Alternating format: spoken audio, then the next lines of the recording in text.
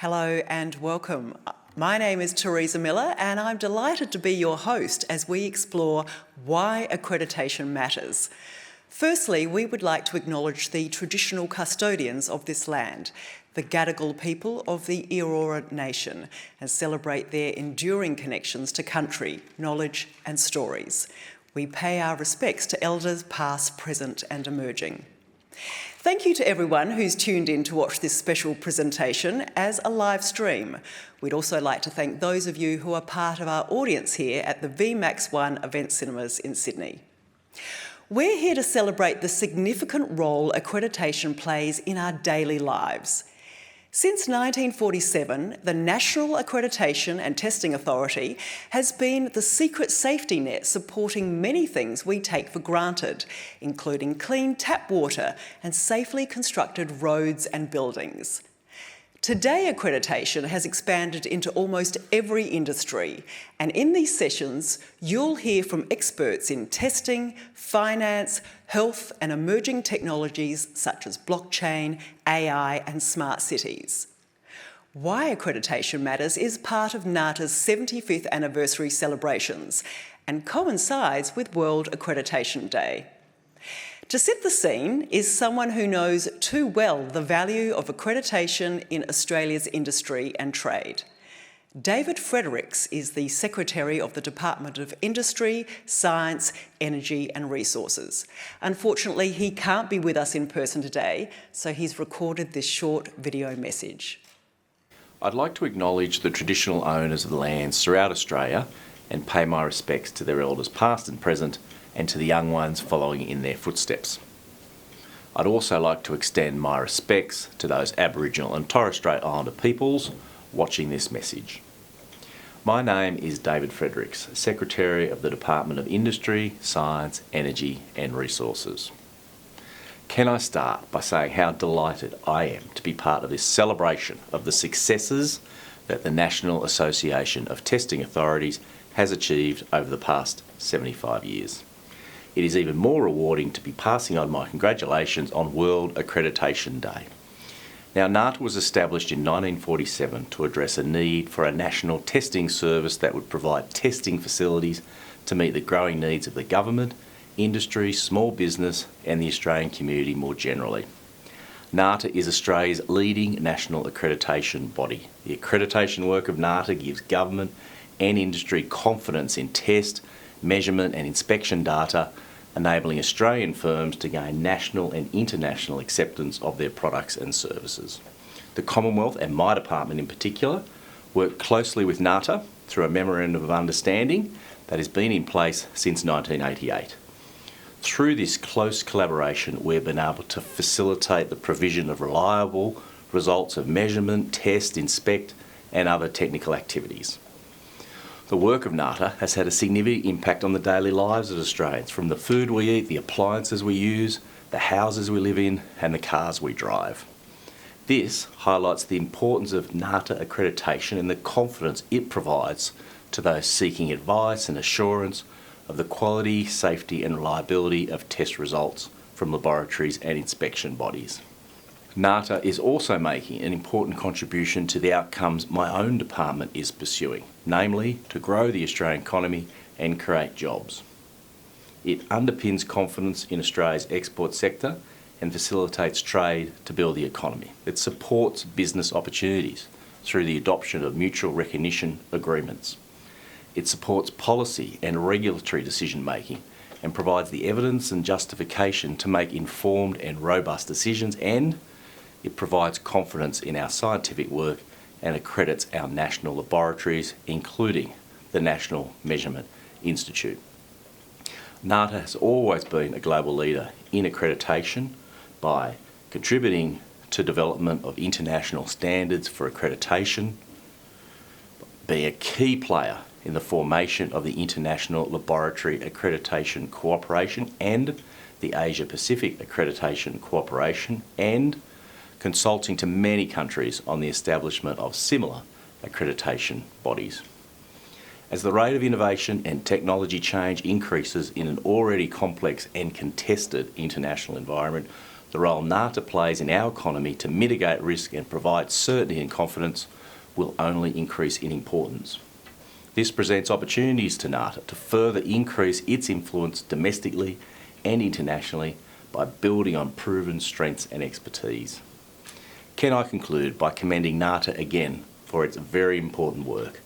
My department looks forward to continuing our close collaboration and work with you with a view to further enhance Australia's trade opportunities through effective accreditation. Thank you, and I look forward to learning the outcomes of today's discussions. Thank you, David, for that endorsement of NATA and accreditation. Next, we welcome to the stage someone with extensive knowledge of accreditation in this country. David Turner is the current chair of NATA, and his association with the organisation spans more than 2 decades. Please welcome David Turner. A very happy anniversary to NATA. Happy anniversary, NATA. 75 years, a wonderful achievement. I think the future for NATA is bright, that it's a testament to a company to be able to work for that long. I've been around long enough to have seen the 25th anniversary of NATA, the 50th anniversary of NATA, and I'm delighted to be able to contribute to the 75th. I cannot imagine a future without NATA. NATA will continue to evolve. Happy anniversary, NATA.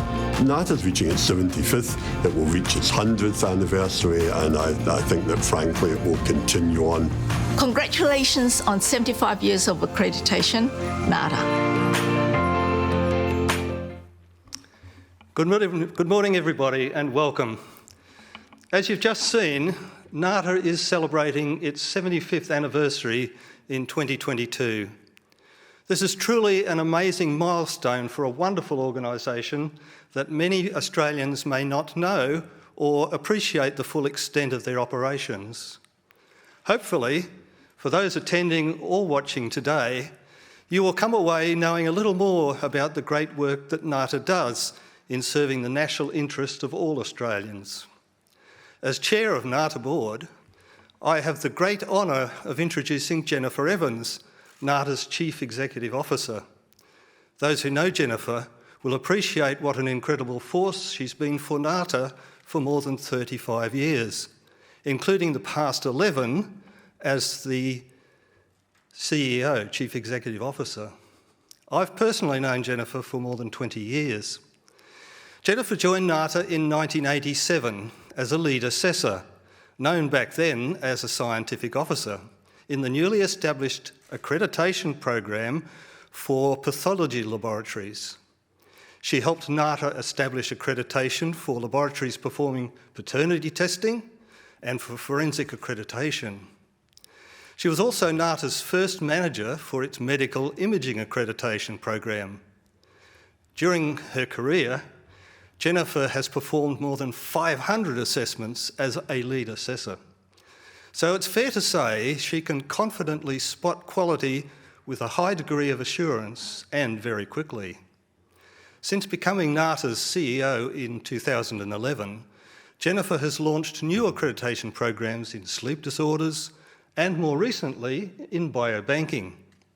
She also proudly flies the accreditation flag on the global stage at the International Laboratory Accreditation Cooperation, ILAC, and the Asia Pacific Accreditation Cooperation, APAC.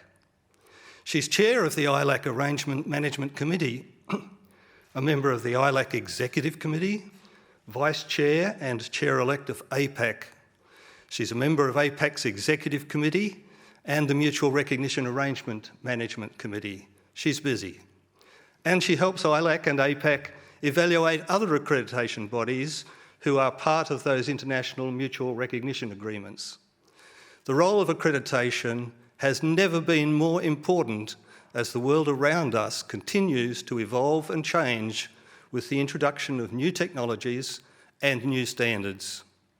To tell you a little more about the importance of accreditation and why NATA is Australia's best kept secret, please join me in welcoming NATA's CEO, Jennifer Evans.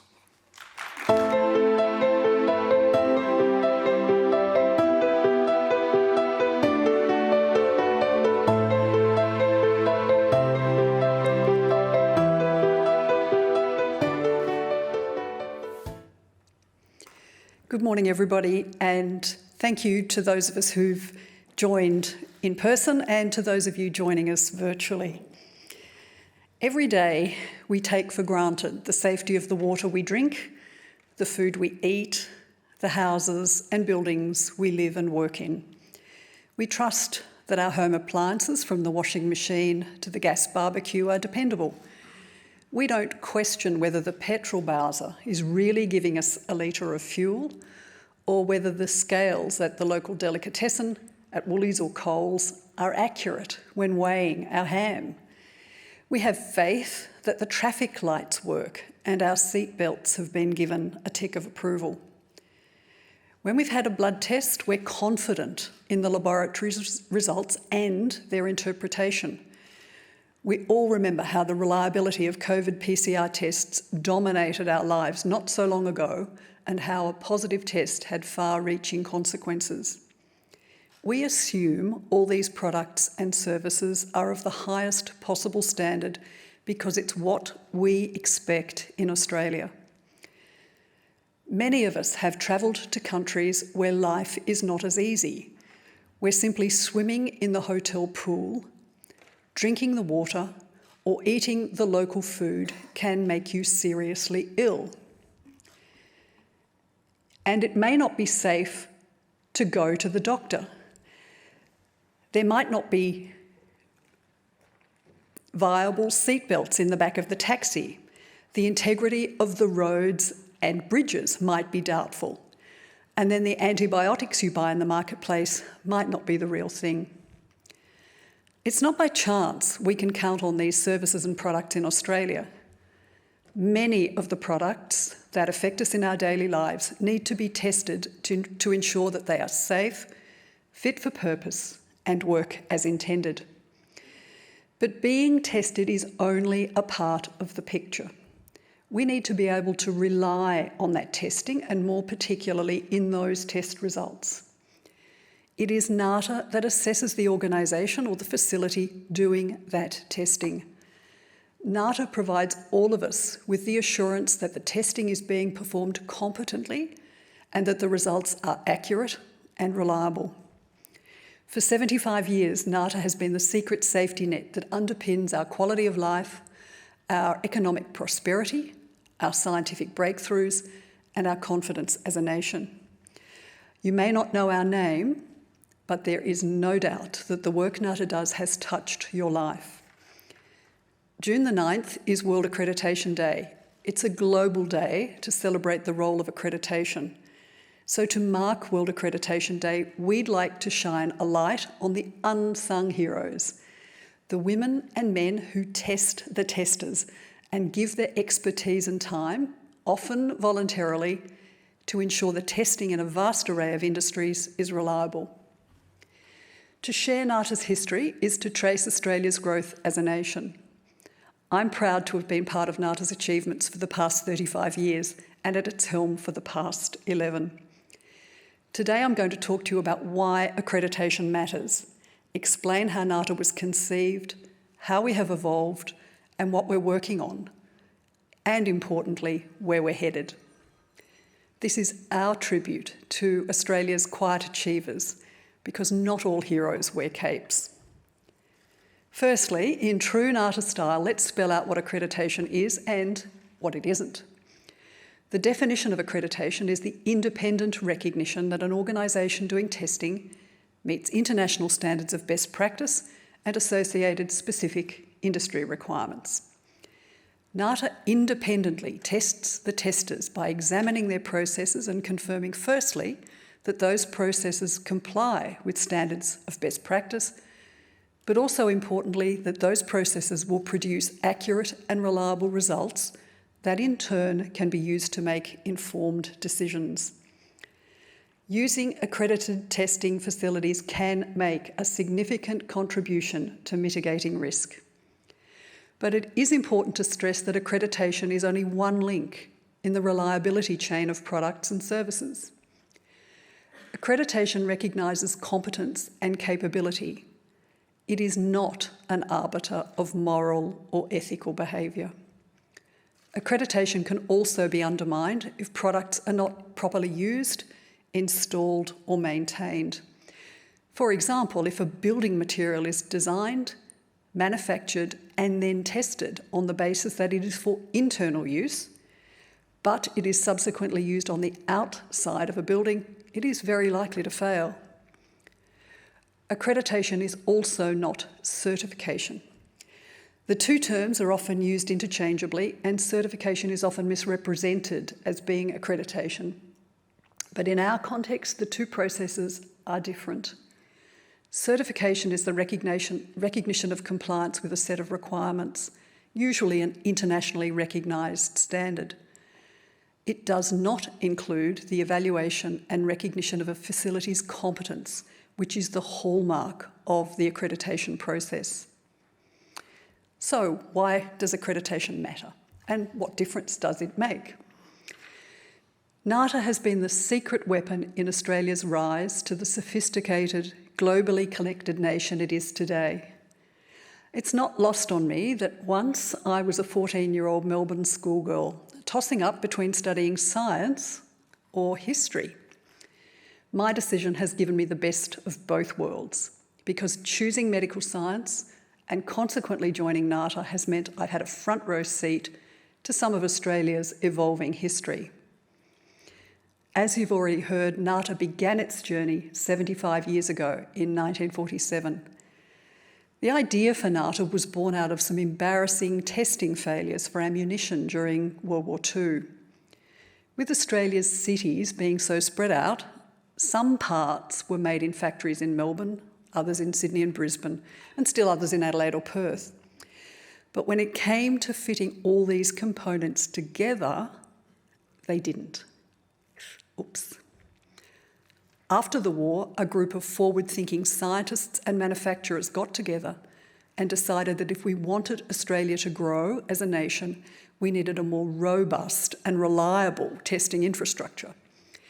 The idea caught on quickly, and the Commonwealth and state and territory governments collaborated to establish NATA as Australia's national body to recognise competent testing laboratories. Unsurprisingly, the first accredited facility was the Defence Department's own standards laboratory. The second was a cement manufacturer. Soon, requests began rolling in for accreditation in agriculture, in manufacturing, and in building and construction products, all fundamental to Australia's post-World War II recovery. By the 60s and 70s, the advent of the mining boom and global trade made it necessary to have a reliable testing and measurement system for imports and exports. NATA made that possible, further fueling our economic growth. By now, the rest of the world was looking to Australia as the role model for the recognition of competent testing facilities through accreditation. As the world's first national accreditation body, NATA was influential in setting up an international forum, the International Laboratory Accreditation Cooperation, or ILAC as it's known, and importantly for trade, the mutual recognition arrangement between accreditation bodies. Now, there are more than 100 signatories from countries around the world to this arrangement. Our lucrative beef and wine export market certainly benefited from internationally recognised accreditation. Australia exports a great deal of food and other products that need to be tested to ensure they meet the requirements of importing countries. NATA, being a signatory to the ILAC Mutual Recognition Arrangement, and testing being performed in a NATA accredited facility, means that our exports don't need to be tested again once they arrive at their destination. This saves time and money with less waste and spoilage. It is simply good for trade.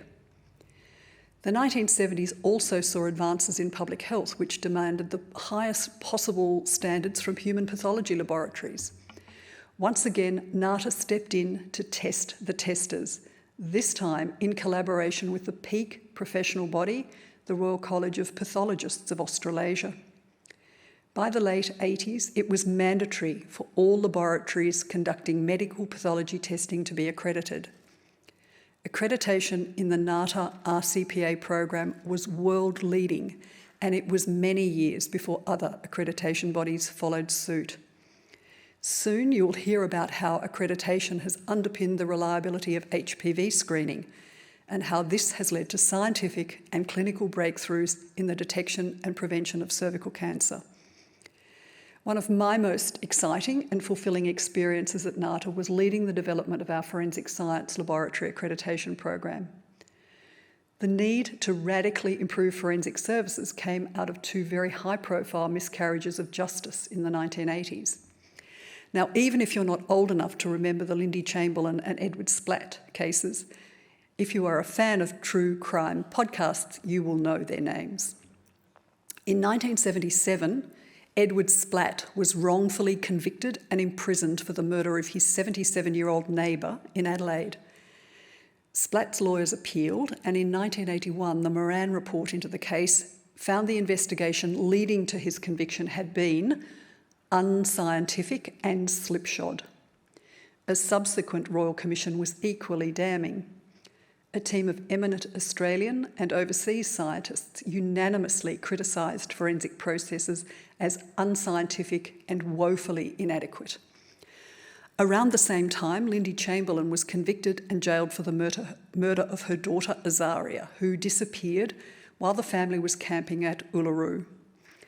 After 4 inquests, a trial, 2 appeals and a Royal Commission, the Northern Territory coroner concluded in 2012 that Azaria had not been murdered by her mother and that the initial forensic investigation was flawed.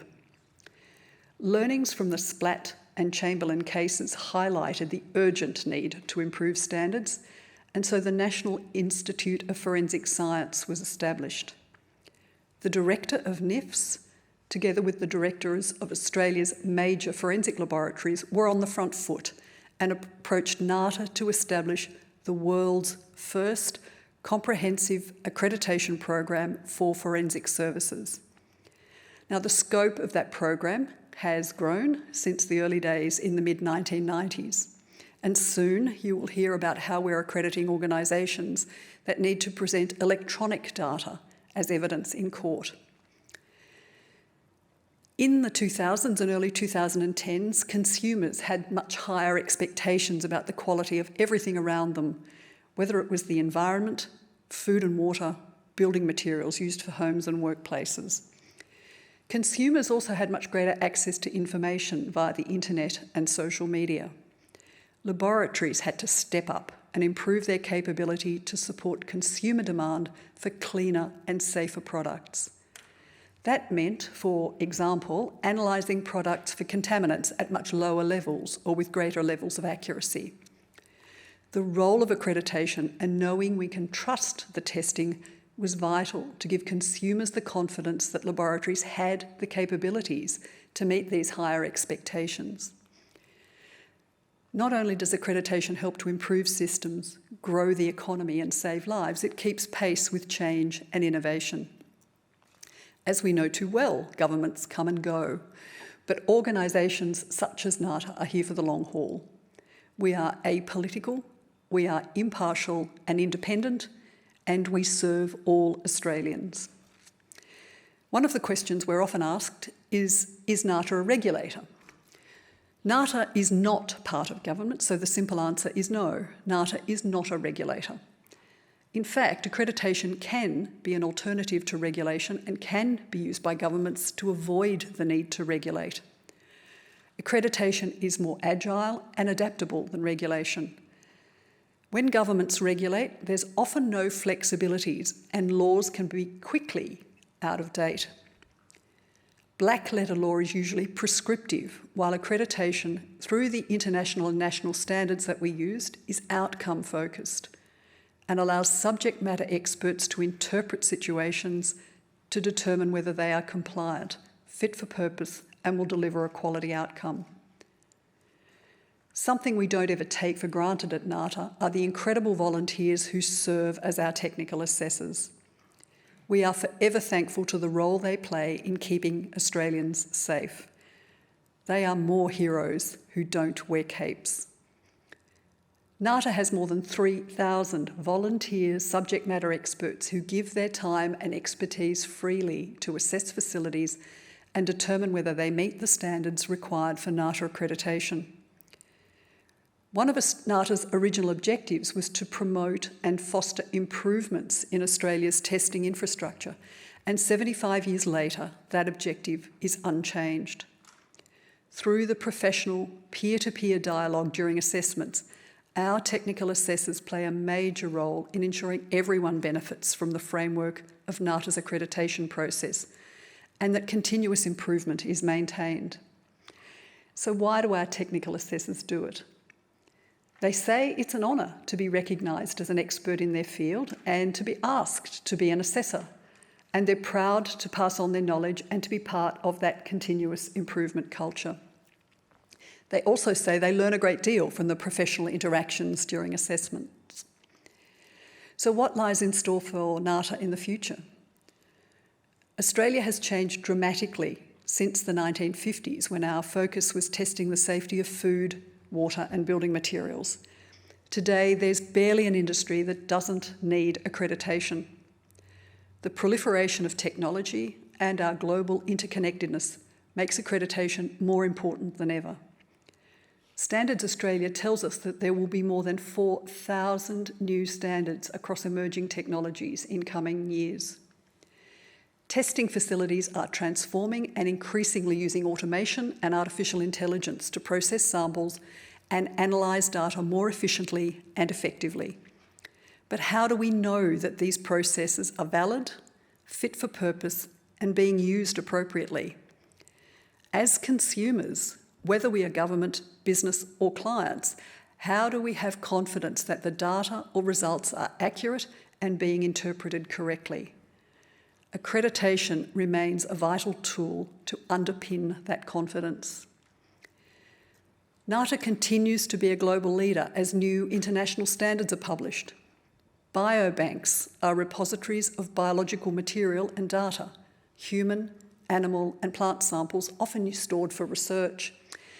Now, I'm sure there are many of you who, like me, worked in laboratories with freezers full of poorly, even illegibly labelled samples which were chiselled out of the ice and given to research colleagues for their projects.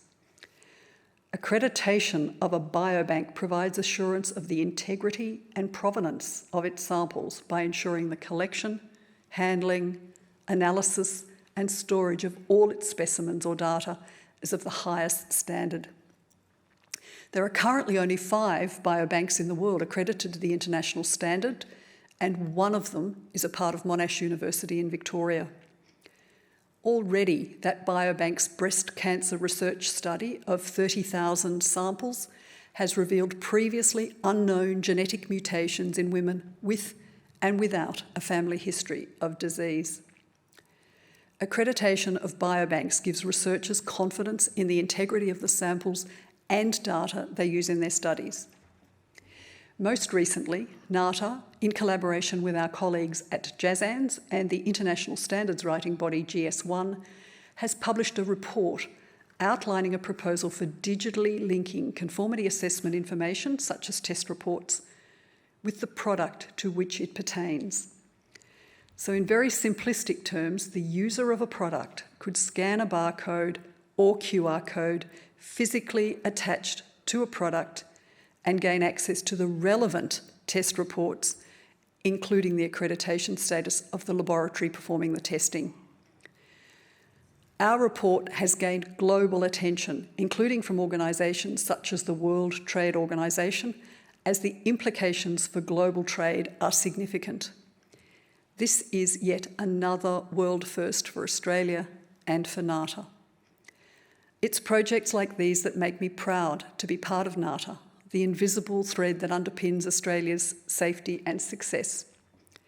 According to a 2017 report compiled by the University of Technology, Sydney, NATA contributes between $315 and $421 million to the Australian economy every year.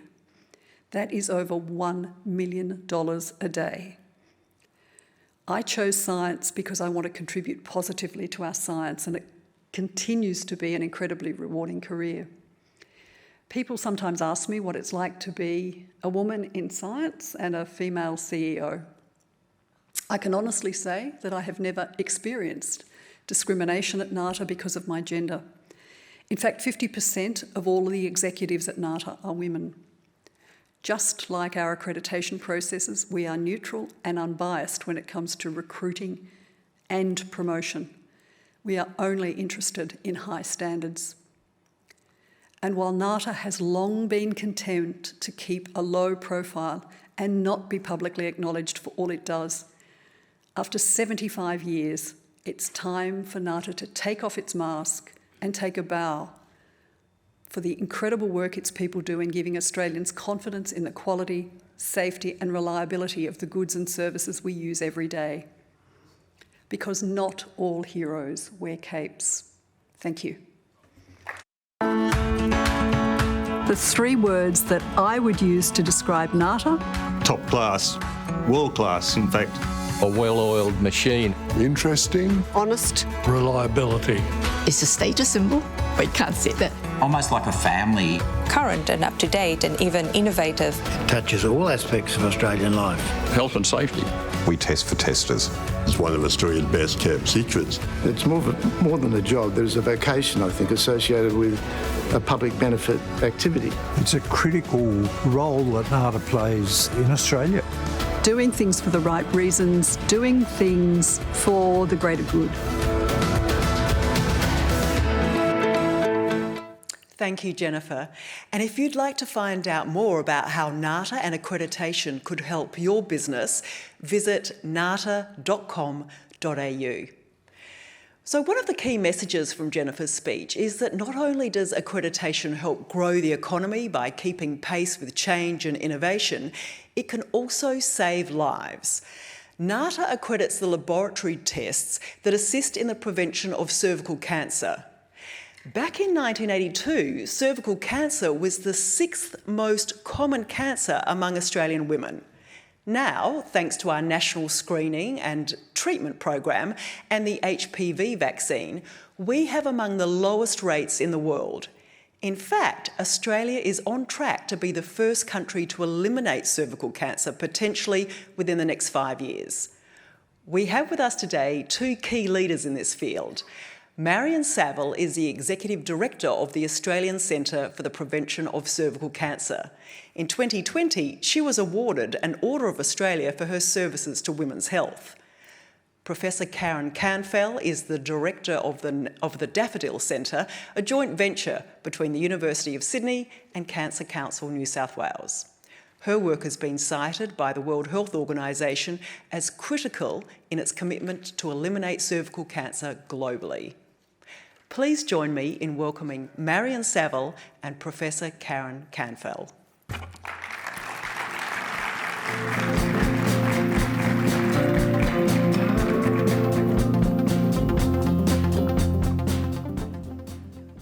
Thank you very much, Teresa, and to NATA for inviting us to talk about this exciting program of work today.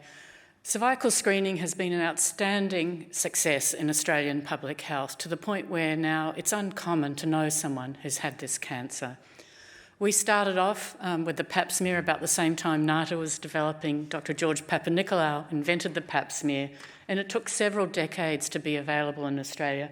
And you can see there in the 80s, we weren't making much headway despite the availability of pap smears through opportunistic screening.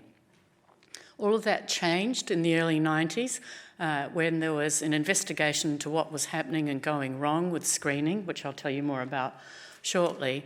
And over the following period of time of our organised program, we had significant declines in cervical cancer incidence, as you see there.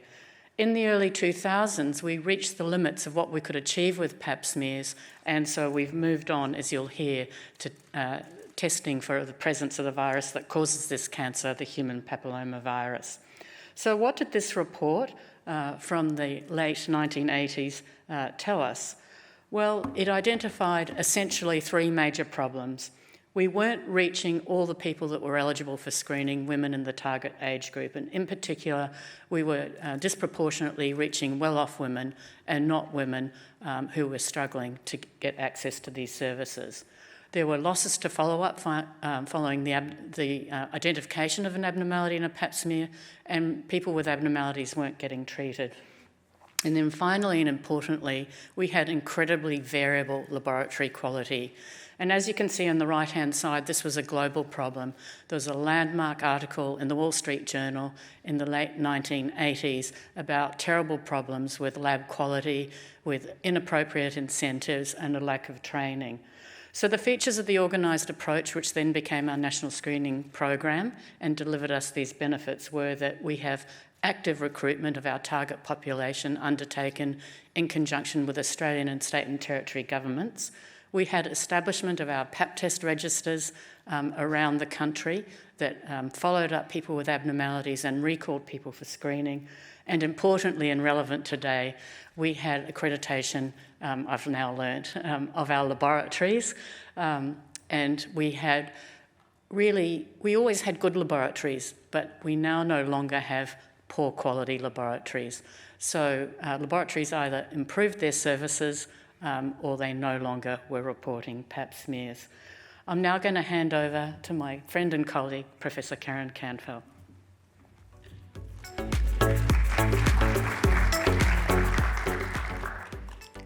Thank you, Marion.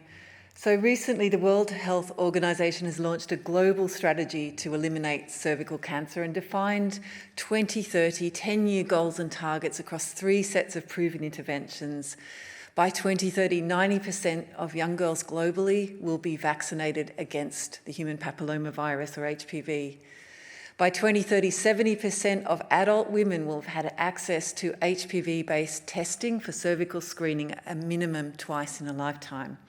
And by 2030, 90% of women that require treatment for precancer or cervical cancer will be able to receive it. So this has been inspired by the example of Australia. Australia was the first country in the world to introduce a national publicly funded HPV vaccination program 15 years ago, back in 2007. And prior to that point, we actually had quite high rates of infections of HPV in young women. So the next slide shows you a graphic showing the age picture of our infections and showing what happened after the introduction of vaccination. You can see this flatlining of infections within the first 5 years of our vaccination program. And you see on the right current data showing this effect, that HPV infections are much rarer than they used to be. But it's all the more important that we detect those infections when they exist, because women who carry HPV are at increased risk of developing cervical cancer. That's led to a major transition in our national cervical screening program to HPV testing for primary cervical screening. And it's really important to understand that this is a win-win. HPV screening will reduce cervical cancer incidence and mortality in Australia by a further 20 to 30%. But it's actually also very cost-effective, and not only cost-effective, because we can safely increase the routine screening interval with HPV, it's such an accurate test, we can actually move to 5-yearly screening, and that saves funds to the National Cervical Screening Program. So again, a win-win economically, as well as benefiting women and all people with the cervix in Australia. So this combination of HPV vaccination and the switch to cervical screening positions Australia to eliminate cervical cancer. And you can see in this graphic a picture of cervical cancer incidence over time from 2015 through to the end of the century. You'll see this dramatic fall. And in fact, Australia is on track to be the first country to achieve rates of cervical cancer that are so low that it would be considered to be eliminated. We're on track to do that by 2035, or maybe even as soon as 2028, within a few short years from now, if we can increase access to HPV-based screening. That's the major driver of this timing. What does this mean on a global stage? Well, every woman that loses her life from cervical cancer in Australia is a tragedy. But that's less than 1 in 1,000 of the global lives lost every year from cervical cancer. Hundreds of thousands of women develop cervical cancer, mostly in low and middle income countries. And rates are very high in these countries, shown here in this graphic as these red, very high rates, much higher than in Australia. You'll see if we can scale up access to vaccination and cervical screening, that all countries in the world will experience a dramatic fall in rates of cervical cancer to this navy blue, or elimination of cervical cancer worldwide. What does this mean for rates of cervical cancer death?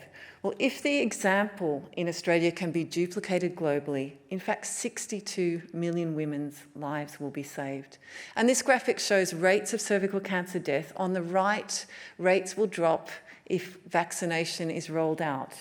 But if we can add in cervical screening, we'll accelerate this result.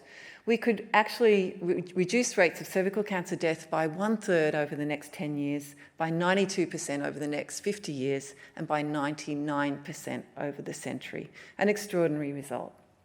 So this is the first time ever the world has committed to eliminate a cancer, and Australia has been at the forefront of these efforts. We'll now go to a short film that'll show us how Australia is positioned to eliminate cervical cancer. Thank you. If you had the opportunity to eliminate a cancer, why wouldn't you take that opportunity? Especially with a cancer that is responsible for so much death, disease and suffering worldwide. In Victoria, we've been active participants in screening programs to ensure that cancers are detected earlier, in take-up of vaccination programs as well. And so we've seen as a result of that, Victoria achieve the lowest levels of cervical cancer in Australia. Victoria is approaching what will be possibly elimination targets with a mortality of about 1 per 100,000, which is absolutely world leading. And what that tells you is that with the right systems and processes, you can achieve very good control of cervical cancer. It puts within our grasp the possibility of eliminating cervical cancer as a public health issue.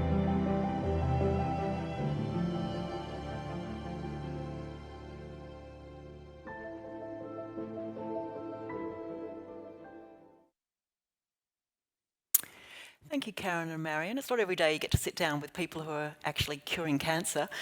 Tell me, first of all, Marion, could you explain the difference between eradication and elimination? Or So, whoever wants to answer Karen, it. Sorry, Karen. Karen. I'll take this one. Yeah. So I think it's really important to make this distinction. We talk about eradication of a virus. So over the long term, vaccination will in fact eradicate, we hope, the human papillomavirus.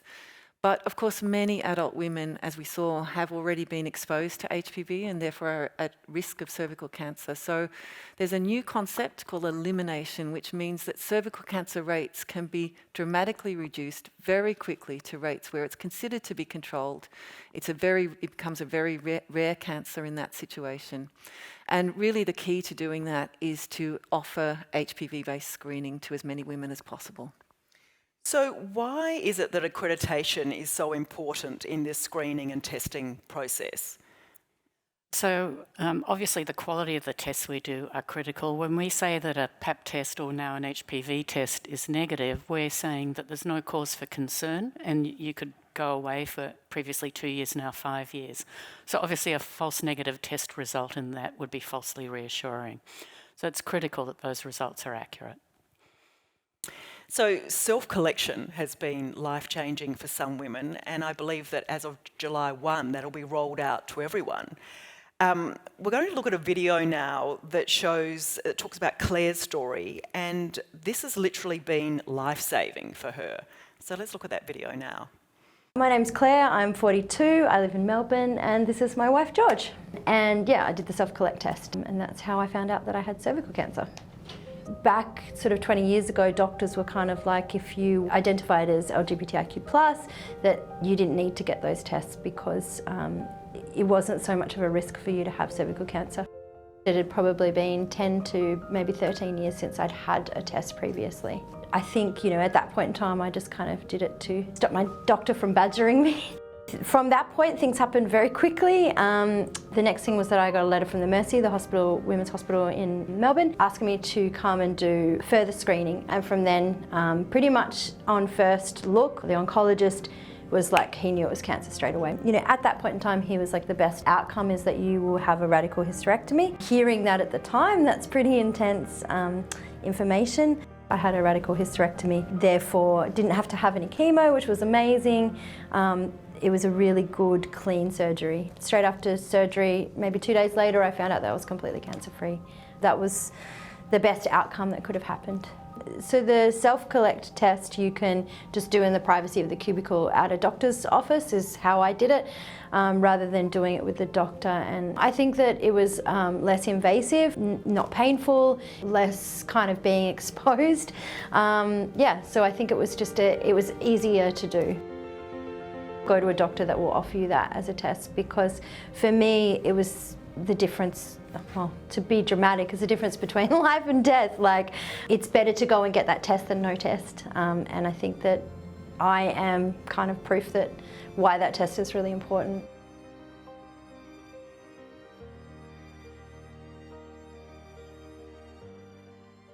Thank you for that. And tell me, what has been the government's role in supporting this program?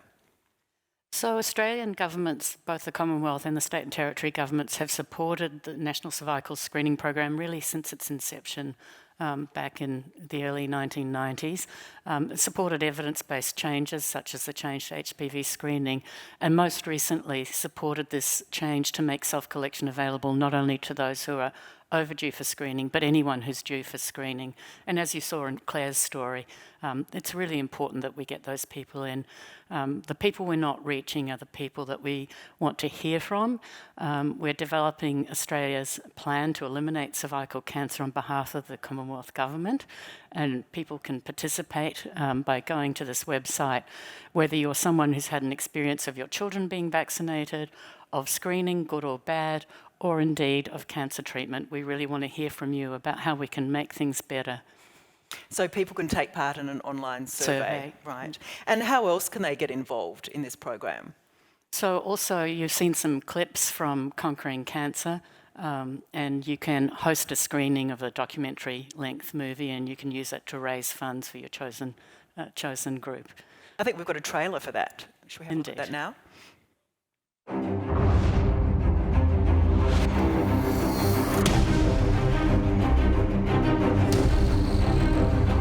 When I know that I have this sickness, I just terrified. So to me, that word cancer was automatically death. I almost didn't engage with it for a while. I couldn't be a cancer patient at 26. You don't want to see anybody dying unnecessarily, but seeing young women dying when they've got young kids, that's something you really have to do something about. Cervical cancer is the most common cancer that we have in Zambia. Cervical cancer is one of the only cancers that we've totally figured out. And so really no woman should be dying of cervical cancer. O sea, en este momento lo que más me duele es mi hija, sí. Mi hija porque yo no le quiero dejar. For us to talk about elimination, we're talking about women getting screened, we're talking about HPV vaccination. What Zambia has done basically shows that it can be done by any of the low-income countries. In a generation, we could be in a fundamentally different place than we are right now. There is a concerted international effort from everyone. It's the sound of many voices speaking the same message. When we have all the weapons at hand, failure should not be an option. Conquering cancer means a world with women who are empowered to do other things. If there is a chance for me, I will keep on fighting. I will just keep on fighting, yeah. We have to take this opportunity, we have to take this moment in history. The ability to conquer cancer is so powerful. Do I think we should be talking elimination every place in the world? Yeah, I do. And the question is, how is the world going to step up to meet that need?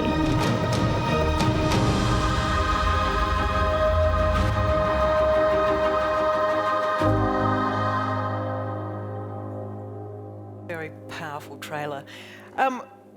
What's Australia's role been in this quest to eliminate cervical cancer on an international stage? I think Australia has played a leading role in many different ways. I think people here will probably be aware of the important role of Professor Ian Fraser at the University of Queensland and his collaborator, Dr. Jan Zhao, who developed the HPV vaccine and had critical innovations in vaccine technology. But it's also been Australia's leading example in the public health space, so that early rollout of HPV vaccines and then that critical world-leading switch to HPV screening in 2017. We were one of 2 countries to do it and to lead the way in 2017, along with the Netherlands. So I think it's our public health example as well as the vaccine development. And then thirdly, it's really been the research agenda that the Australian government has supported a network of researchers really to further develop, to iterate on these improvements. And this has really helped inform the global strategy from the World Health Organization. So when can we expect to see the elimination of cervical cancer internationally? So as we've heard, in Australia it's quite an imminent prospect, and other high-income countries have the prospect of following suit if they also transition to HPV screening. That is a critical enabler and facilitator of that rapid elimination. For low and middle income countries, it will take longer just because those countries currently have a very high burden of disease. It may take many decades in some countries with the highest burden. But I think the most important point that we're trying to emphasise is if we can scale up across those 3 pillars you heard about, vaccination, HPV screening and access to treatment, there are millions of lives to be saved along the way. And in fact, screen and treatment by itself will save 14 million lives in the next few decades. So that's the key message. Yeah, so just to reiterate that then, you know, how, now that we've seen the impact on people's lives, what is your key message to the audience to take away from this today? Well, I think the key message is get your kids vaccinated. They should have a consent form in the first term of year 7 as they start school. That should be a rite of passage. And if you're sitting there thinking you're overdue for screening, perhaps make an appointment to see your GP from July 1st, because you could access self-collection if that speculum exam has been putting you off. Thank you. You actually have reminded me I need to book in for a test. Thank you. It's well overdue. We will take a 10-minute break now, and when we come back, we'll discover how NATA and NAB are working together to beat cybercrime, and we'll discuss how new standards are keeping up to date with emerging technologies in the world of AI, blockchain, and smart cities. Don't forget you can join the conversation by following NATA on LinkedIn, Facebook, Twitter, Instagram, and YouTube, or you can ask a question using the chat function. We'll see you back here in 10 minutes.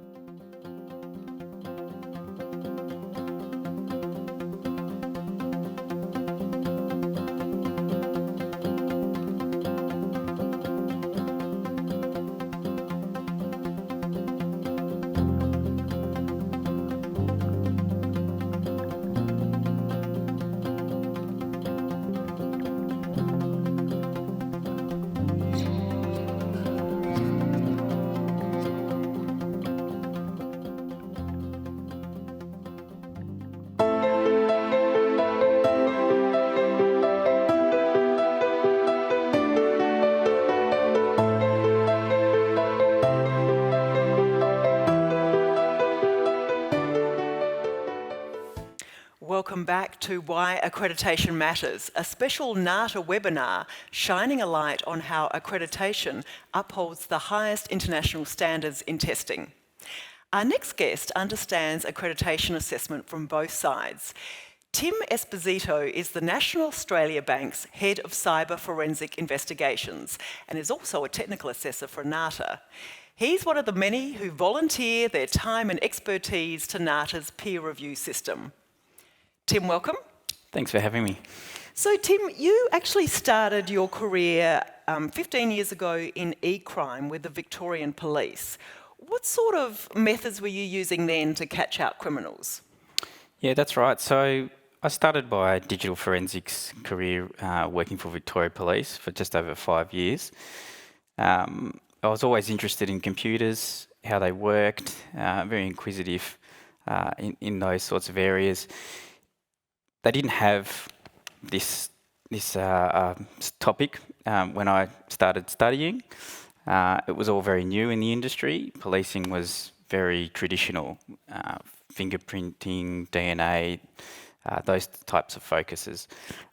But as, I guess, technology has become more and more embedded into society, it's become more relevant, and it's everybody leaves a digital footprint when it comes to investigations. So that's how I got into it, and yeah, I think it's really important these days because it is such a critical element. So then you joined the National Australia Bank as an analyst, and now you head up their cyber investigation forensic team. And one of the key tools you use to investigate employee misconduct is this NATA accredited system. How does that actually work?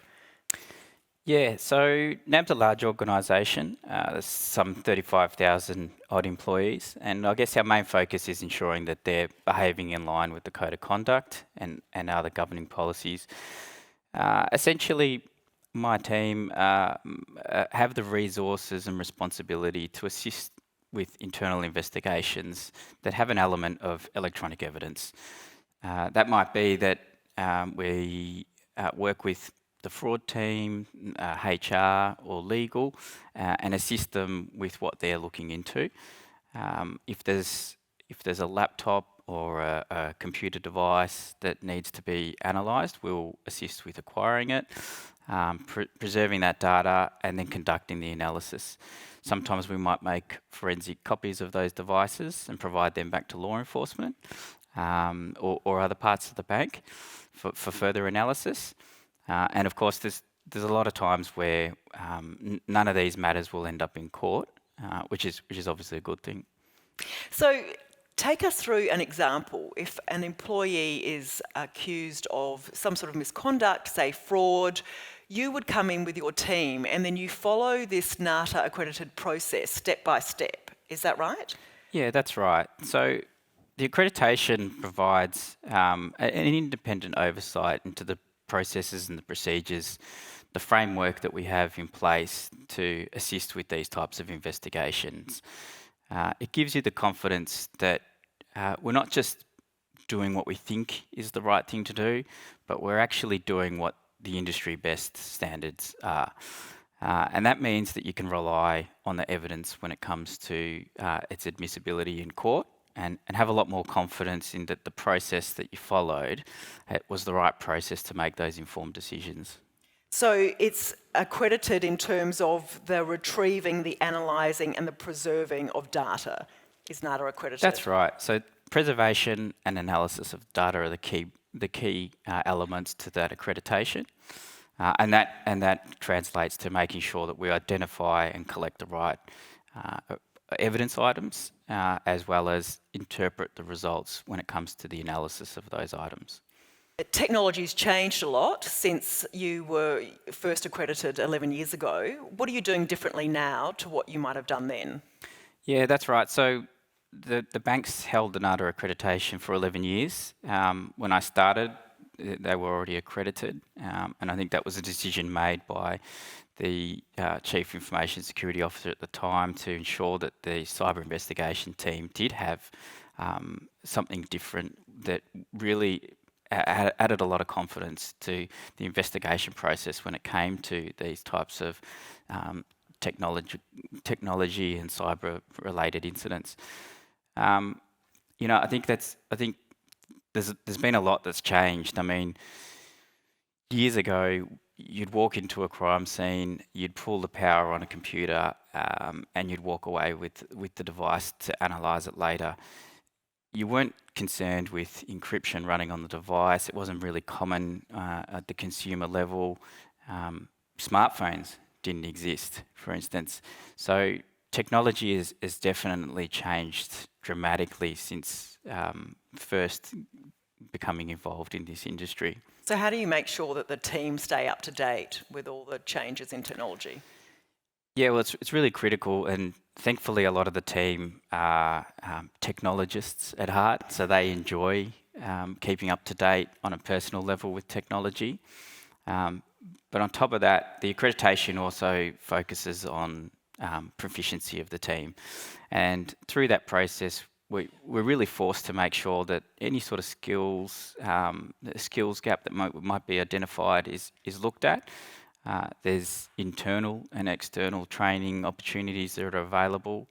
Obviously, over the last few years, due to COVID, we've seen a real increase in webinars and online training that's really taken off. And that's quite advantageous because a lot of these courses might be conducted overseas, and now they're available to you via online delivery. It's those types of things, as well as industry-based conferences, which help keep everybody up to date with it. And that's really critical, because without keeping up to date with technology, you can't be sure that you've checked the right areas for the relevant information. And on top of that, the analysis being relevant. Yeah, so it's not really just about catching out, people behaving badly, is it? It's also using this accredited process helps you update your own system within the bank. Yeah, that's right. One of the main benefits of being an internal investigation team that does follow a globally recognised accreditation is that we have the ability to deal directly with the teams internally within the bank. They're at our fingertips to try and influence and put controls and measures in place. The systemic change it happens a lot, and that's ultimately better for the business and colleagues and customers. So is that why NAB prefer to do this internally rather than outsource this investigation process like a lot of your competitors do? Yeah, definitely. I think working with the teams internally provides better opportunities to improve. You are more vested in having a better outcome for the organisation. And are you surprised that the other major banks in Australia don't have an accredited process like this? The accreditation process is quite time-consuming. We're constantly reviewing the processes and procedures. Especially with the changes in technology, it takes a lot of resources. It takes a lot of funding to maintain. And I think that's probably an element where some of the smaller organisations, they might not have the people or the funding to try and support that. And I think that's probably why we don't see it as frequently as we do. Is it important for it to be internationally recognised? Yeah, it definitely is. National Australia Bank operate internationally. The technology world is so small these days. We're not just talking about data being stored on your device. It's stored in clouds. And that can be globally reaching. So what we quite often see is changes being made overseas first before they spread down into Australia. And by being, I guess, on that front foot and having that accreditation recognised globally puts us in a better position when things do change here. There's nowhere to hide these days. Yeah. So you're a technical assessor for NATA, which also means you volunteer your time and expertise. Why do you do it? So I volunteer my time doing technical assessments of other electronic evidence labs throughout Australia. I think it's a good way to keep up to date with the industry and have some really good conversations with my peers in the industry. It's not just a matter of trying to find something wrong or overcomplicate processes. It's really making sure that we are doing the right thing, that we are interpreting results correctly, and gives you confidence that the processes that we have in place are the right processes to have in place as well. So I'd love you to tell us about the time when you used this NATA accredited process to help your old mates out at Victoria Police with catching some criminals who were doing some dodgy things with ATMs. Yeah, so it wasn't long after I left Victoria Police and started at National Australia Bank. We became involved with assisting the police with essentially there was a criminal syndicate operating in Melbourne and Sydney CBDs. They were putting ATM skimming devices on a lot of not just National Australia Bank ATMs, but other banks' ATMs in the city. We decided to assist the police with their investigation for ATM skimming device found on a NAB ATM. Because we had an accredited facility, they were comfortable that the processes that we were going to take and that the evidentiary component to that would be admissible to court. They were happy to allow us to assist. We pulled some footage from the ATMs, analysed the skimming devices, and provided that back to police as evidence. Ultimately led to conviction of the criminals, which is really testament to the whole process working out. Well done, good result.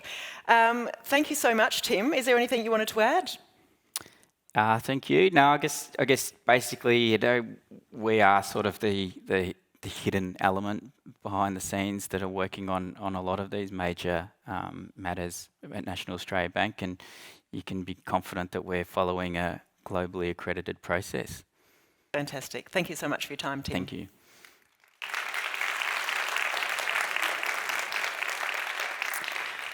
So as Tim said, it's vital that institutions keep their systems and accreditation up to date, and our next guests are dedicated to just that. They're ensuring testing standards evolve with emerging technologies.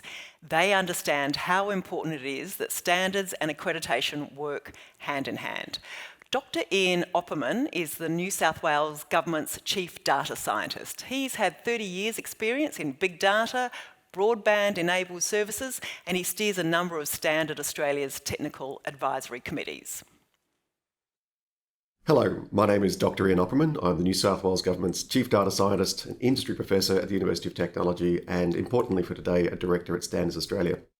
I'd like to begin by acknowledging the traditional custodians of the land on which we meet today and pay my respects to elders past, present and emerging.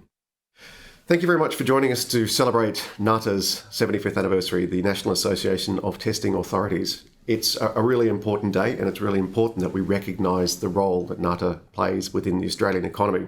Let me begin with standards.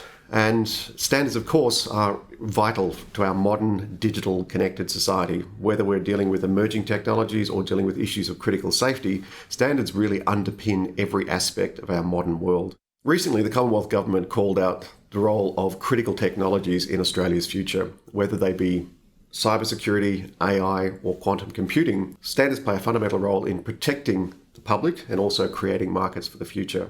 The important complementary piece to all of the standards work, of course, is conformity assessment or testing, and NATA is the tester of testers. NATA provides government-recognised, internationally recognised accreditation for testers and ensures that all the work that we are doing implementing these standards is actually done appropriately. Again, I'd like to thank you very much for joining us today to celebrate NATA's 75th anniversary, and my apologies for not being there in person, but I'm sure it'll be an absolutely fantastic day. Thank you very much. Thank you. On today's panel, we have Jessie Riddell from Standards Australia, Adam Beck from the Centre for Urban Innovation. Alongside him is Dr. Mark Staples from CSIRO's Data 61 and Professor Lyria Bennett-Moses from Allen's Hub for Technology, Law and Innovation. Please welcome today's guests.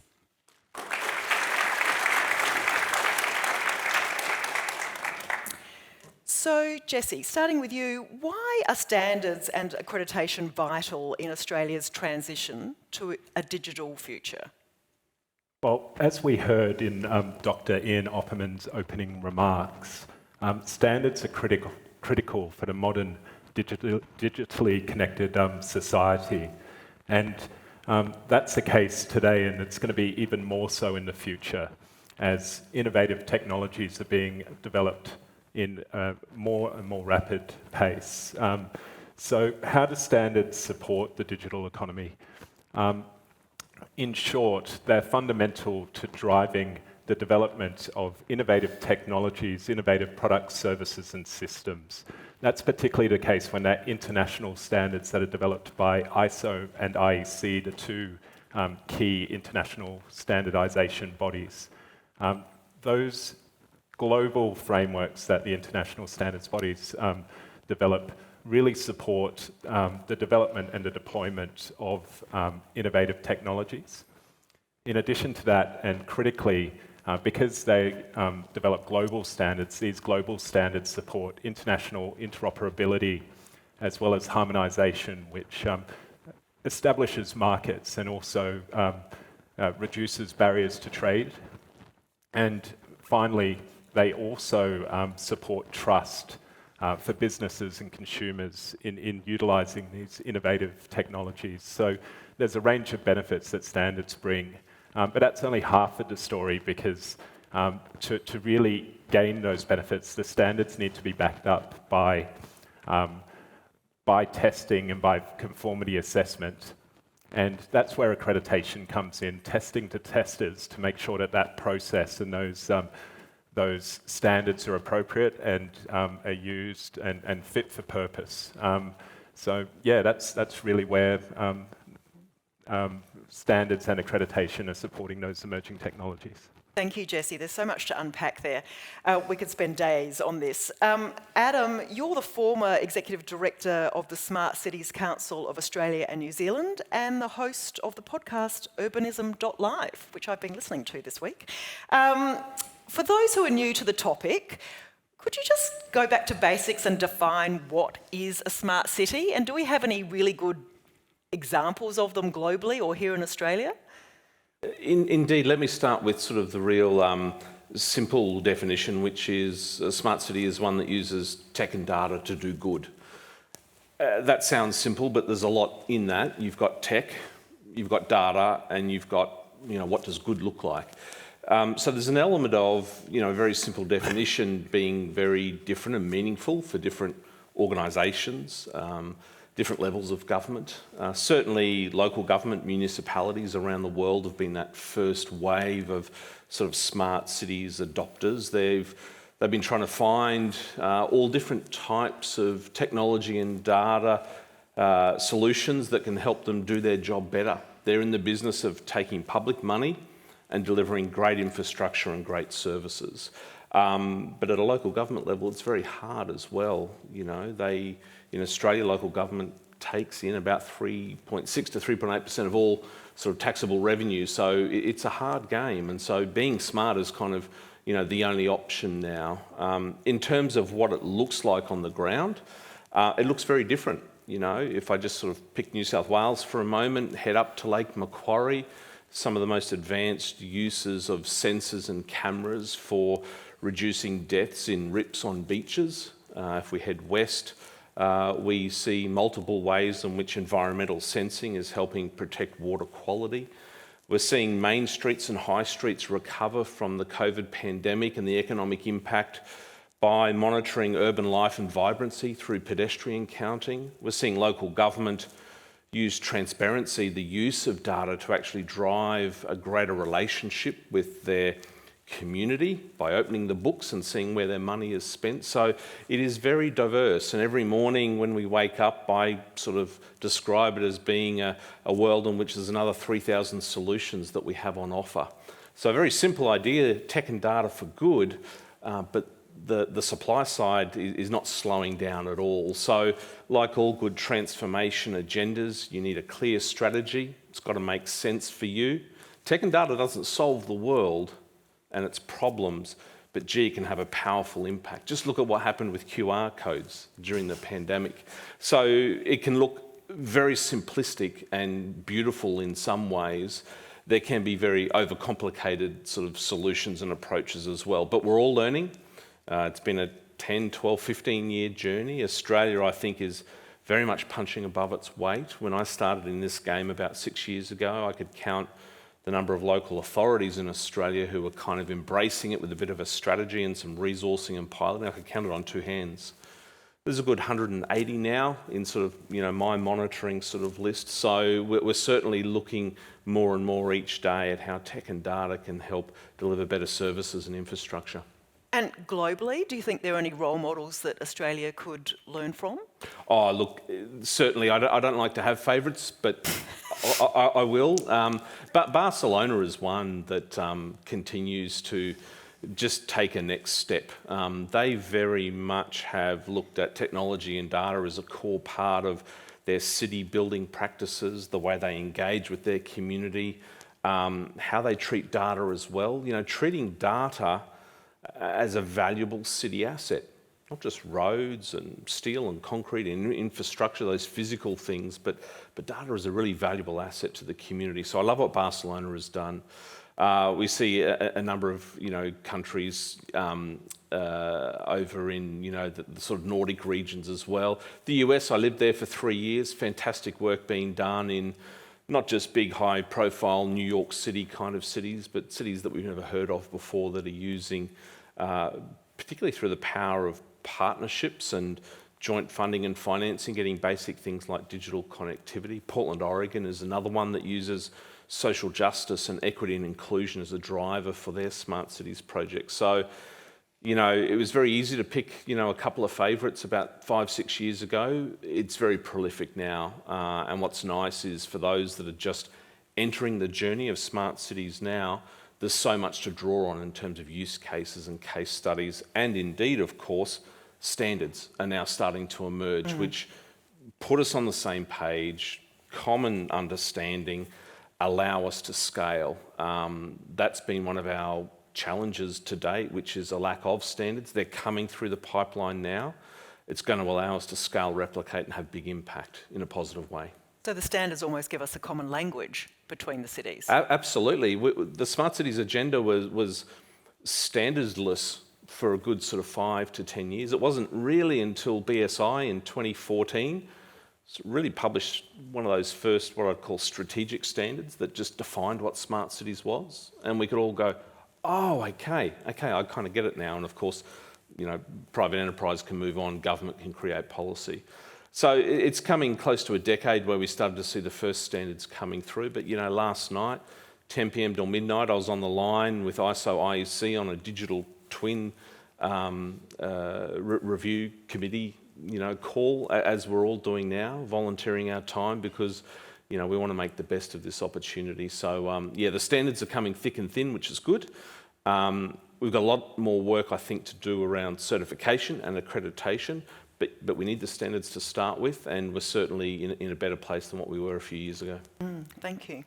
And Dr. Mark Staples, you're the co-author of the book Architecture for Blockchain Applications.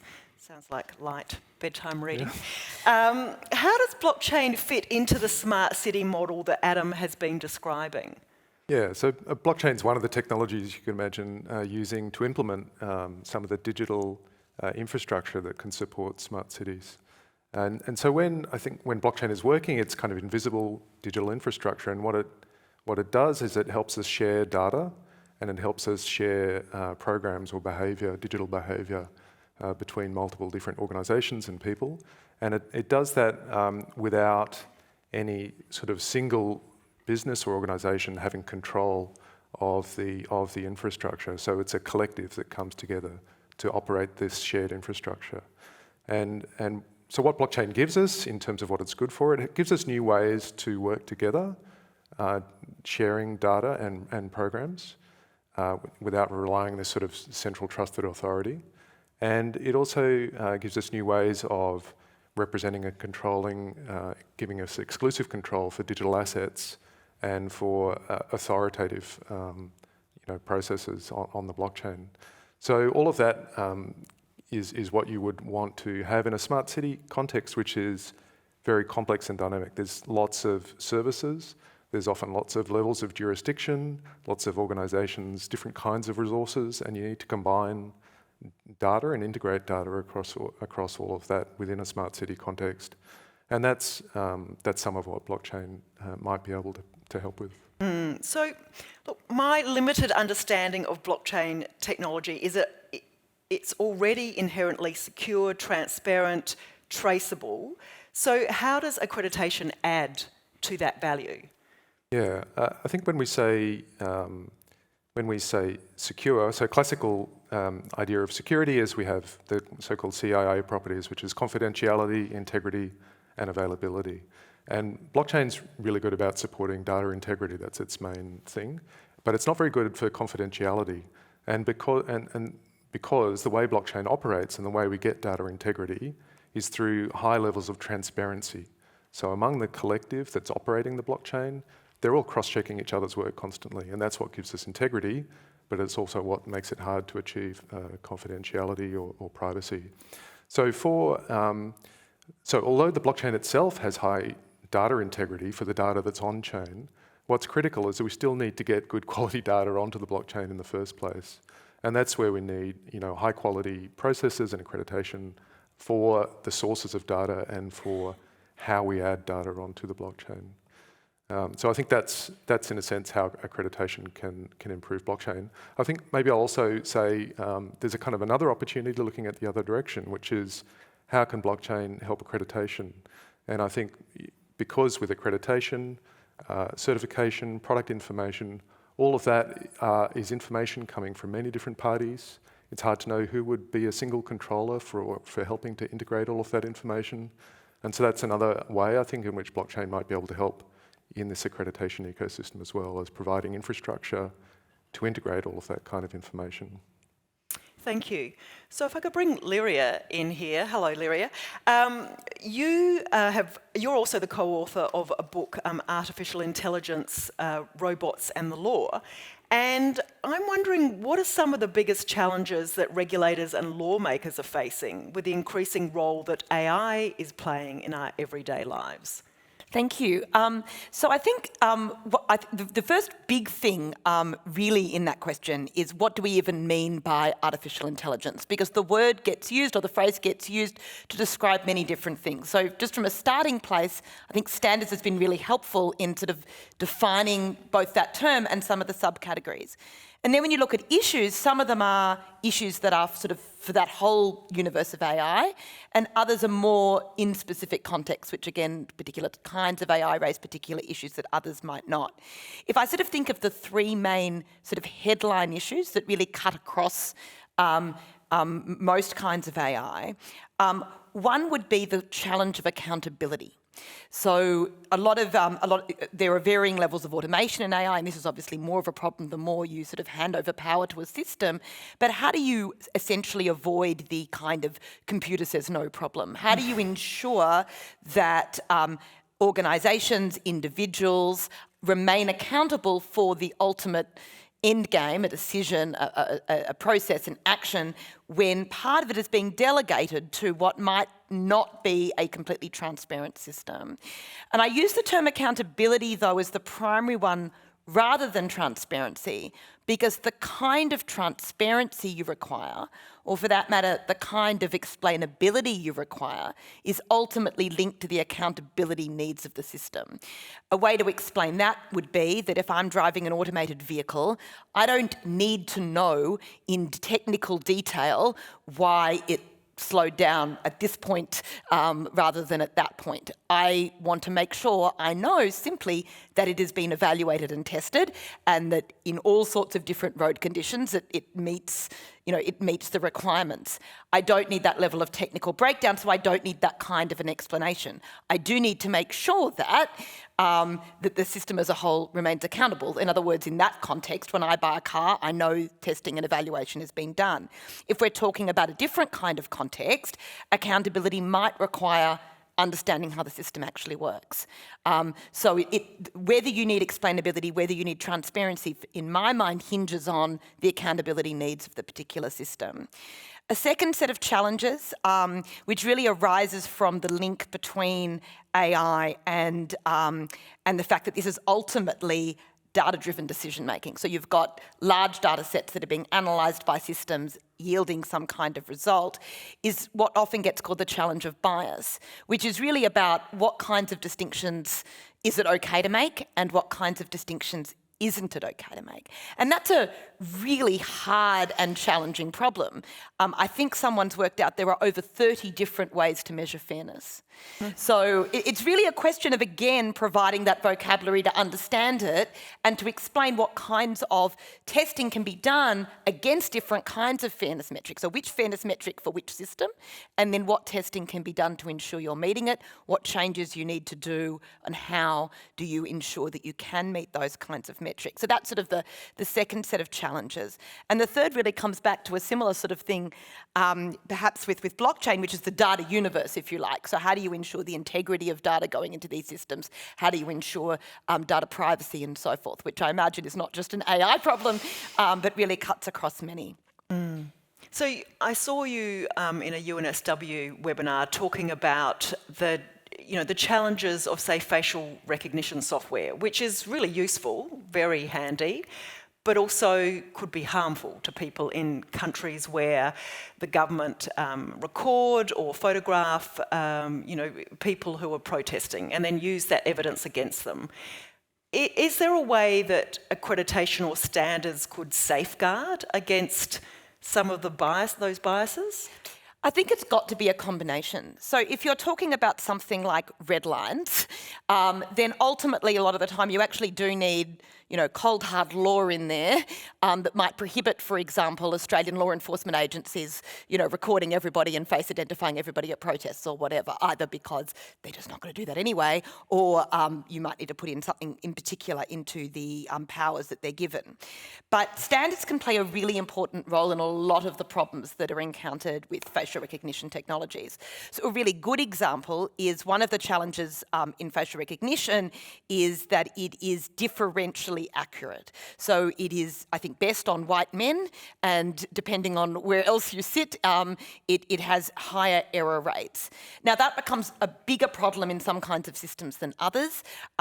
One sort of very well-known example is that people from certain racial backgrounds were not able to use the automated passport photo recognition system when they applied for their passports. It doesn't work on them that it might work on other populations. Now that is something that standards can fix. That's not a sort of red line, we need laws, and in fact laws wouldn't be effective. They're not terribly adaptable.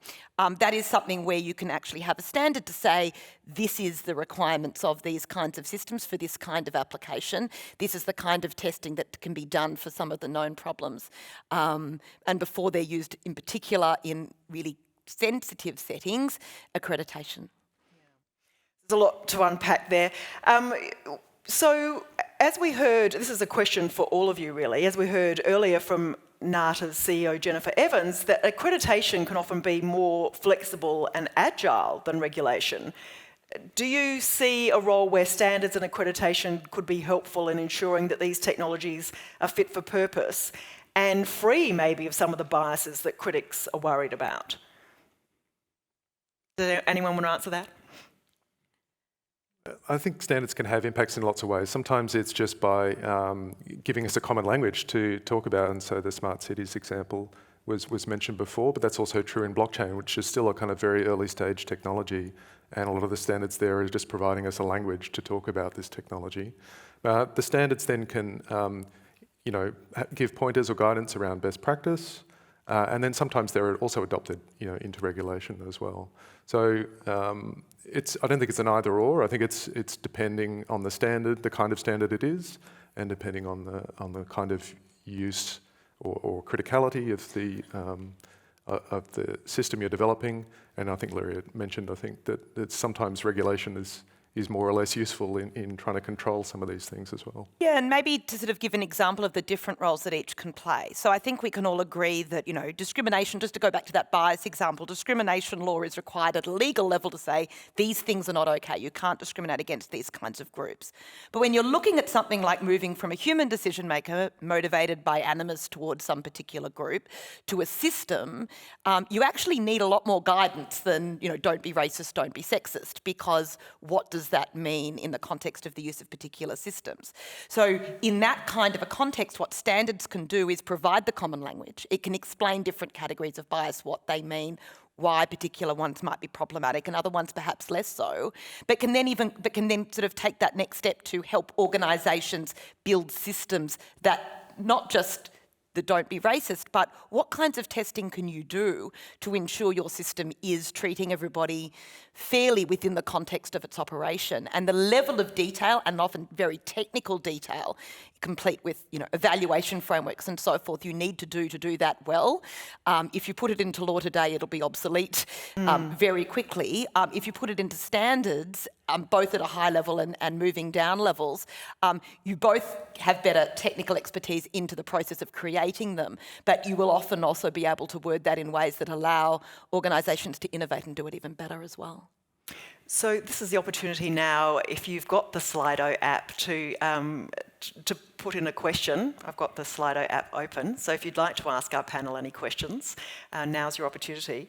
While we're waiting for questions, Jessie, what does the future look like for certification in emerging technologies as far as standards and accreditation goes?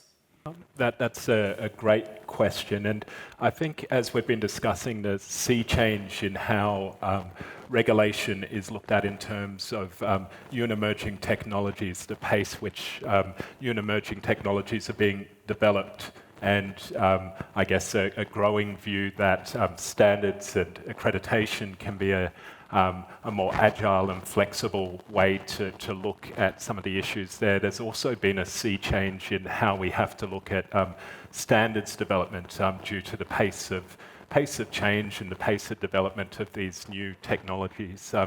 Really to keep up with that pace of change, standardisation needs to be more agile and move quicker. So that's definitely key, and it's the same for accreditation. So yeah, that's certainly something that is an ongoing issue and is something that is being worked on in the international level and national level. We've got a question here, anonymous questioner, and I think this one is for you, Mark. So much has been recently reported about cryptocurrencies. Are standards and accreditation managing the uncertainty in Bitcoin, for example? Yeah. Sounds like someone's got some investments there they want that checked. Bitcoin was, I guess, the first system to kind of use a blockchain in its implementation, and but these days, blockchain is used in many other public blockchains that have other kinds of cryptocurrencies, but it is also used in many other settings. And so different forms of blockchain are used without, for example, the expensive electricity sort of requirements that Bitcoin has in its proof of work mechanisms. And so some of them are just becoming more kind of enterprise technologies. In terms of standards for cryptocurrency, there is work.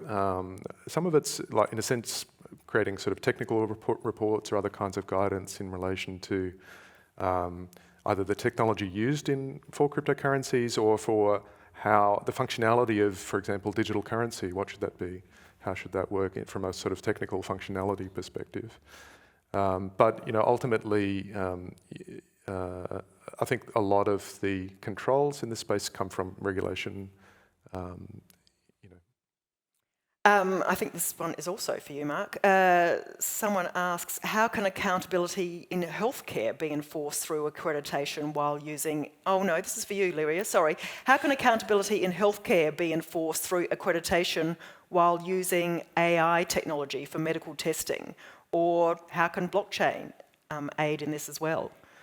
It's a question for both of you.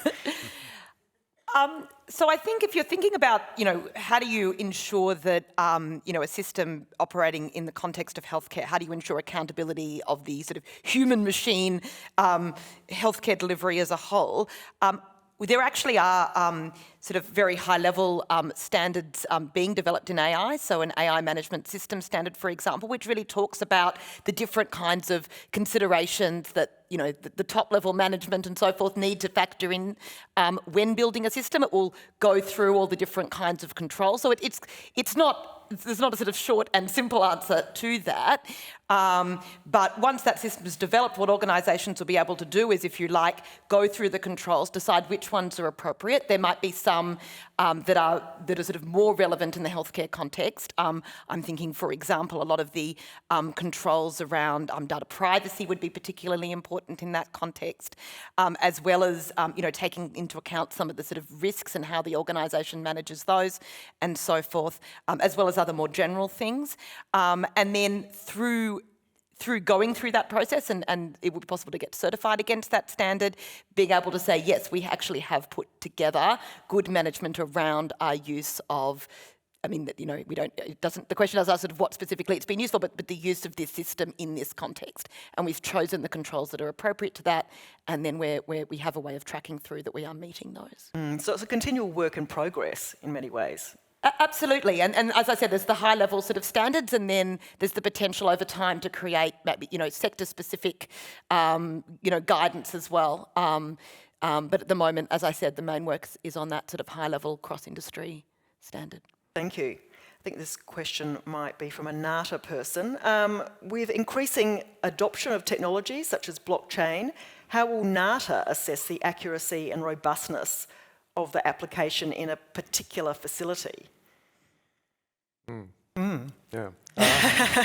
So in our research work in CSIRO in this space, our group is always thinking about the role of blockchain as a component in a system. And so the system is never the blockchain entirely itself. It's just a kind of one of the pieces in a broader system. And the broader system is what's used in a particular setting in an application environment. And so you could, if we asked the question, but instead of the word blockchain, we had database put in there instead, how would NATA go about assessing, the use of a database in the context of a system in a particular setting? I think that's the answer for blockchain is the same for that, is you're not necessarily kind of assessing the database or the blockchain by itself, you're assessing this system and the use of the system in a context. Thank you.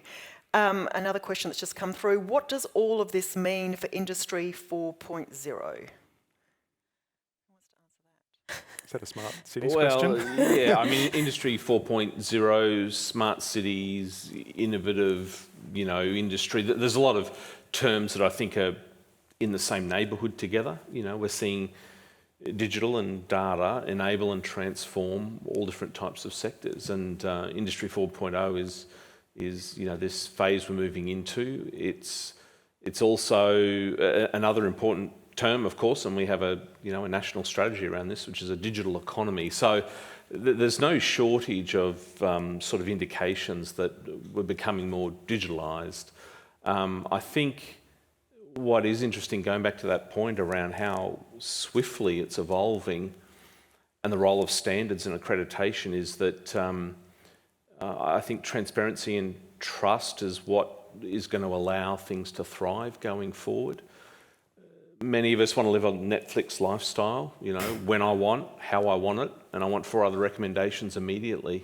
And so we make a lot of decisions on the fly. We push accept, we push buy, and we just assume that everything's going to work. And I think standards and accreditation, we haven't even seen yet the reliance that we're going to have on that to allow us to live that, real-time, in near real-time kind of lifestyle that many of us are wanting. I've got 2 teenage daughters, and they're clicking any button that comes up, and they want it now. If the Wi-Fi's down for 45 seconds and I'm interstate, I get the text message. Like, we have a generation coming that are just digital natives, and it is in real time, on demand, and that is not going to work without transparency or trust.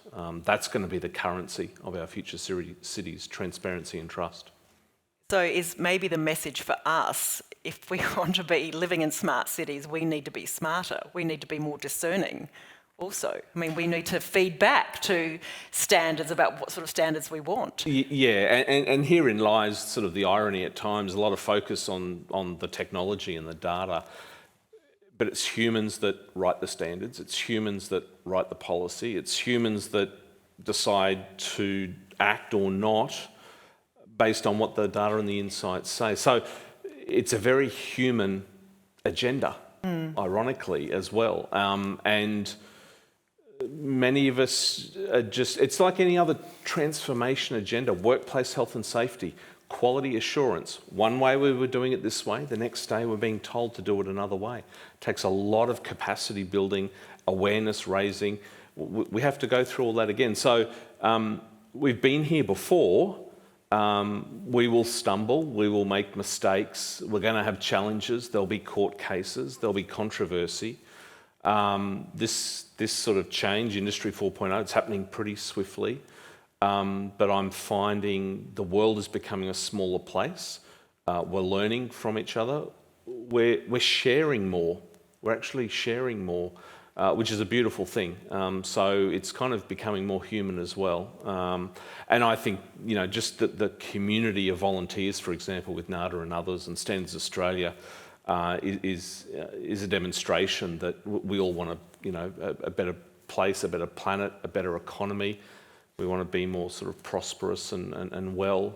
So it's a world where it's becoming more digital, but it's becoming more human as well. And that's a bit of a head spin at times to reconcile that. I think when it gets too out of balance, we should be worried, but I'm not worried yet.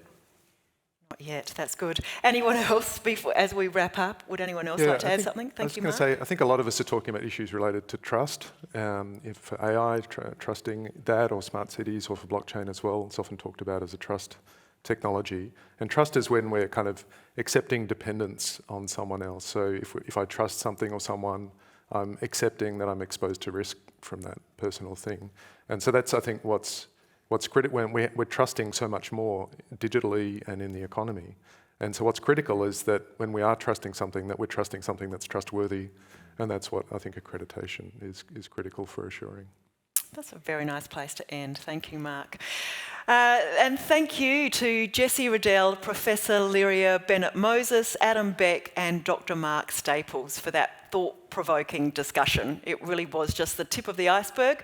But that brings us to a close for our live webinar.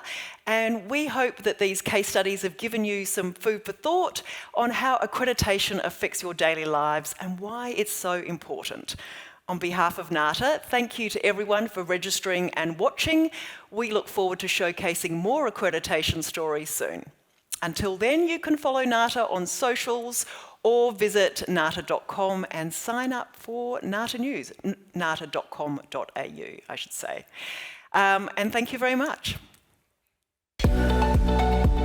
NATA gives me confidence in testing. Confidence in the infrastructure that we have. The quality of life in Australia every day. That people are being kept safe. NATA gives me confidence in the test reports I see. In the quality of the products and the work that we do. In the safety of our food supply.